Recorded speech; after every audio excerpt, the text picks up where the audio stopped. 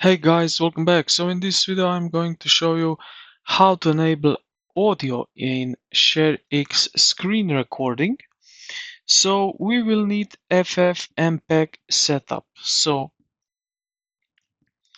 let's head over here to the task settings at the left menu here, and then to the screen recording.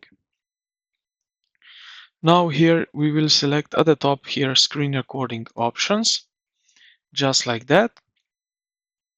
Now what you can do, now you will have here, if you manual setup, if the automatic download fails, download Ffmpeg from the official site, extract it, and manually link to the .x file. Now here you will use custom Ffmpeg path, and then when you download it, you will search it right in your computer. Basically, sometimes it's right here, and then you will open up it right over here, just like that. Now what you can also set here is video source. So you select here video source. I have two options here. Then what you can also do is audio source.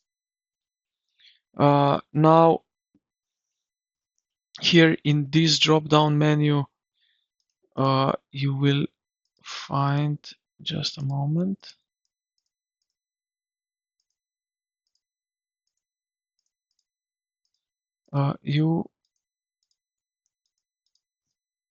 you will find here some microphone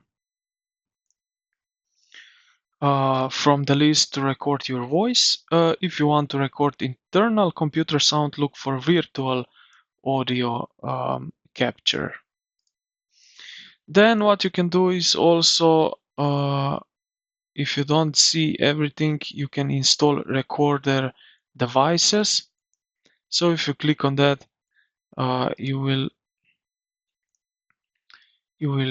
get something like that, and just install it. Now you can see virtual audio capture. If I want to record here